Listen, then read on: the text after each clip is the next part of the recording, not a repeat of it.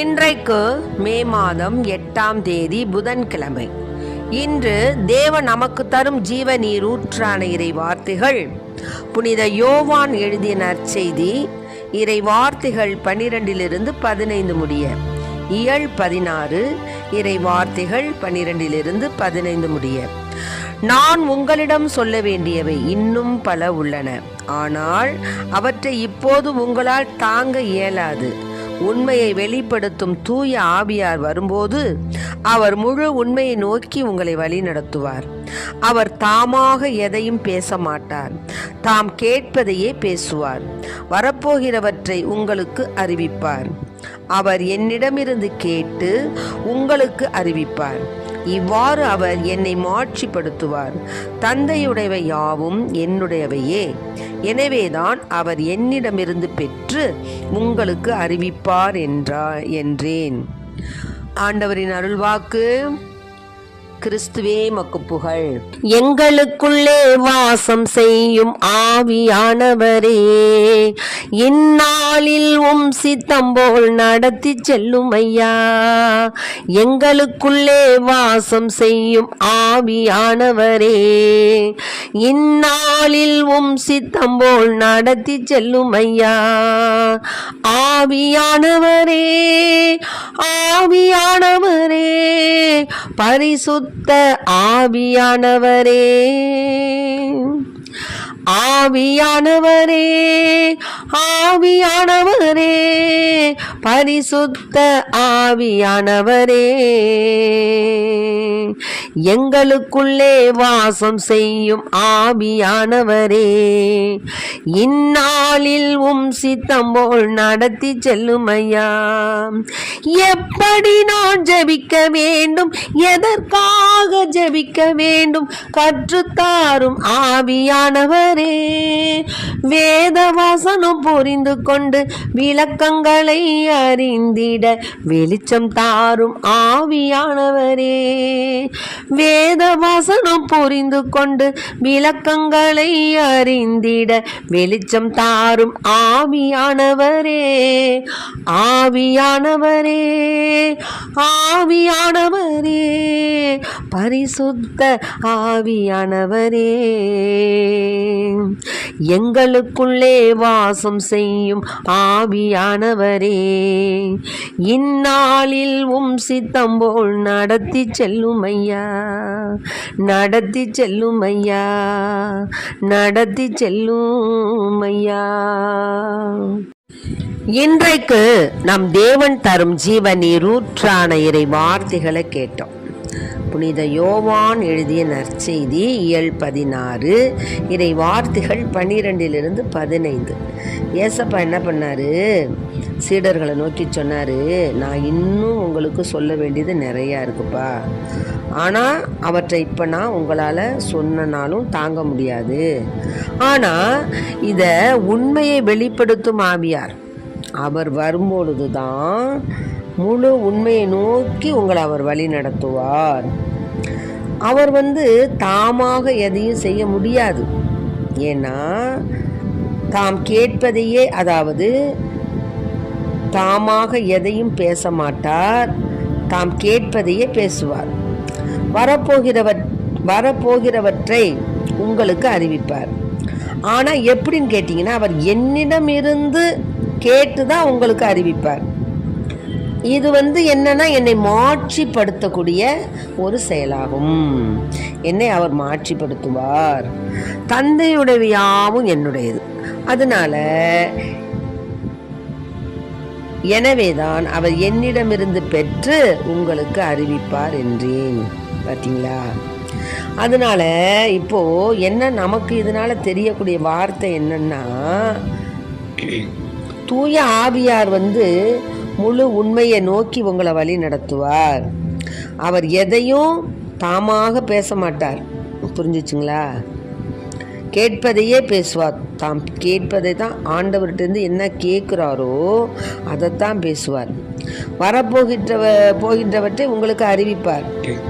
அவர் என்னிடமிருந்து கேட்டு தான் உங்களுக்கு அறிவிப்பார். ஆமென். பார்த்தீங்களா? அதனால் பிதாசுதன் பரிசுத்த ஆவியின் பெயராலே ஆமென்னு சொல்கிறாங்க இல்லையா, அது எப்படிப்பட்ட ஒரு ஆசீர்வாதமான ஒரு ஜபங்கிறது உங்களுக்கு தெரியுமா? பிதாவானவர், சுதன் நம்மை மீட்டு ரட்சித்தவர், பிதாசுதன் பரிசுத்த ஆவி உங்களை ஆசீர்வதிப்பாராக. ஆக தூய ஆவியார் இறைவனிடமிருந்து கேட்டவற்றையும் அவர்தான் நம்மகிட்ட சொல்லுவார். தாமாக எதையும் அவர் என்ன செய்ய மாட்டார், பேச மாட்டார். அதனால இப்போ நிறைய பேர் தூய ஆவியானுடைய அபிஷேகம் பெற்றவர்களாக இருக்கிறாங்க. அவர்கள் பேசுவது எல்லாம் தேவனுக்கு உகந்தவையாக இருக்கலாமே ஒன்றி தேவன் அவர்களோடு உடனிருந்து பேசுகின்றார். அப்படி தான் நம்ம எடுத்துக்கணும். அதிலே போல பல போலி ஊழியக்காரங்களாம் இருக்கிறாங்க, அவங்கள பற்றி நம்ம பேச தேவையில்லை. அதாவது சொல்கிறாரு, எவனொருவன் பரிசுத்த ஆவியை பழிக்கின்றானோ அவனை நான் மன்னிக்கவே மாட்டேன் என்கிறார் ஆண்டவர். ஆகவே தூய ஆவி அபிஷேகம் பெற்ற மக்களை நாம் போற்ற வேண்டும். அவர்களுக்கு நாம் முக்கிய மதிப்பு கொடுக்க வேண்டும். மேலுமாக அவர்கள் நடத்தக்கூடிய ஒவ்வொரு செயல்பாடுகளிலும் நாம் கலந்து கொண்டு நம்மையே புதுப்பித்து கொள்ள வேண்டும். சில பேர் சொல்லுவாங்க, என்னடா பெரிய ஜப வழிபாடு, சும்மா கால்னு கத்துறாங்க, அல்லேலூயா அல்லேலூயா அல்லேலூயான்னு கத்துறாங்க, என்ன ஒரு பக்தியாவாக இருக்குன்னு சொல்லுவாங்க. நம்ம ஒன்னொன்னையும் அதை உண்மை ரூபம், அதாவது அகக்கண்கள் கொண்டு நாம் பார்க்கும் பொழுது அது நமக்கு உகந்ததாக தான் இருக்கும். நாம் எந்த கண்ணோட்டத்தில் பார்க்குறோமோ அப்படியாகத்தான் நமக்கு தெரியும் ஒவ்வொரு செயல்பாடும், ஒவ்வொரு காட்சியும். ஆக நாம் நல்ல கண்கொண்டு தேவரீரை நேசித்து ஆண்டவருக்குள் மகிழ்ந்து ஆர்ப்பரித்து அவரை புகழ்ந்து பாடி அவரது ஊழியர்களுக்கு நாம் மதிப்பு கொடுத்து அவர்கள் நடத்துகின்ற ஜெப வழிபாட்டுகளில் நாம் கலந்து நாம் எல்லாவற்றிலும் தேவனுக்கு முன்மாதிரியாக அவருக்கு தேவனை நம் அகத்தில் கொண்டு நாம் வழி நடத்தக்கூடிய ஒரு நல்ல ஒரு ஆசீர்வாதமான செயல்பட செய்யணும். நமக்கு குருக்கள், அதிகமாக அபிஷேகம் பெற்றவர்கள் குருக்கள், அவர்கள் நமக்கு திருப்பலி நிறைவேற்றி நமக்கு எல்லாவற்றையும் சொல்கிறாங்க. திருப்பலி நிறைவேற்றி நாம் எப்படி நடக்க வேண்டும், எப்படி செய்ய வேண்டும், நம்முடைய செயல்பாடுகள் எப்படியெல்லாம் இருக்க வேண்டும் என்பதும், திருப்பலி மூலமாக தேவன் விலை மதிப்பில்லா திரு ரத்தத்தை சிந்து அந்த எழுந்தேற்ற வேளையிலே குருவானவர் கையிலே அவர் பிரசன்னமாகிறார், எழுந்து வருகிறார். ஆகவே அந்த நேரத்தில் நாம் என்ன கேட்கிறோமோ அது நிச்சயமாக நடைபெறும், தேவனுக்கு சித்தமானால். ஆகவே அன்பு பிள்ளைகளை, தேவனுக்கு சித்தமானால் தூய ஆவியானவருடைய அபிஷேகம் பெற்ற மக்களாய் நாம் வாழ்வதற்கு இறைவனிடம் மன்றாடுவோம். தூய ஆவியானவர் நம்முள் எழுந்து நமக்கு ஒளி வீசி அவர் வழியாக இன்னும் அநேக ஆசீர்வாதங்களை நமக்கும் நம் குடும்பத்திற்கும் நம் பிள்ளைகளுக்கும் பேர குழந்தைகளுக்கும் தருவாராக. தூய ஆவியானவரை நாம் மகிமைப்படுத்துவோம். தூய ஆவியானவர் எதையும் தாமாக செய்வதில்லை. இயேசுவிடம், அதாவது தந்தையிடம் பெற்றுக்கொண்ட அந்த ஆசீர்வாதமான இயேசுவிடம் இருந்து அவர் நமக்கு கூறுகின்றார். எனவே அன்பு பிள்ளைகளே, இது முதலாக இந்த ஊழியங்களுக்கு ஜெப வழிபாடுக்கு செல்வதற்கு உங்களுக்கு தயக்கமாக இருந்ததென்றால் அதை நீங்கள் மறந்து விடுங்கள். உடனடியாக எங்கெங்கு ஜெப வழிபாடு நடக்கின்றதோ அங்கு செல்லுங்கள். அப்படி செல்லும் பொழுது உங்களுக்கு என்ன செய்யும், பூஸ்ட், அதாவது ஆன்ம பூஸ்ட் கிடைக்கும். எது செய்தால் நல்லது, என்ன செய்தால் நல்லது, உங்களுக்கே கொஞ்ச நாள் போனோன்னா ஒன்றும் புரியாது. அப்புறம் பார்த்திங்கன்னா தொடர்ச்சியாக தேவனுடைய மகிமை நமக்கு காண்பிக்கப்படும். ஆகவே அன்பு பிள்ளைகளே, சோர்ந்து போகாதீர்கள். நமக்கு ஒருத்தருமே இல்லையே, நமக்கு ஒன்றும் சொந்த பந்தங்கள் இல்லையே, நமக்கு உற்றார் பெற்றார் யாரும் இல்லையே என்று நினைக்க வேண்டாம். தேவாதி தேவன் ராஜாதி ராஜன் நம்மோடு இருக்கிறார்.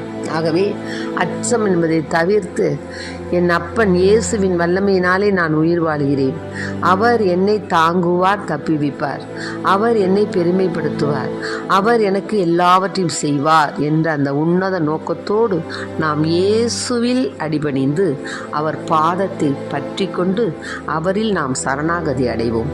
தூய ஆவியானவர் தன்னுடைய அபிஷேகத்தினாலும் தன்னுடைய அந்த அர்ச்சிப்பினாலையும் நம்மை வழிநடத்துவாராக. நம் ஒவ்வொருடைய உச்சந்தலையிலிருந்து உள்ளங்கால் வரை தோல், நாடி, நரம்பு, தோல், திசுக்கள் எல்லாவற்றிலும் ஜீவ தண்ணீர் பாய்ந்து ஓடக்கடவுது. இன்று முதல் நம் குடும்பங்களுக்கு சமாதானம், சந்தோஷம், எல்லோருடைய உள்ளத்திலும் இல்லத்திலும் அமைதியும் மகிழ்ச்சியும் ஏற்படுவதாக. ஆமீன். அல்லேலூயா. Praise the lord. மரியே வாழ்க.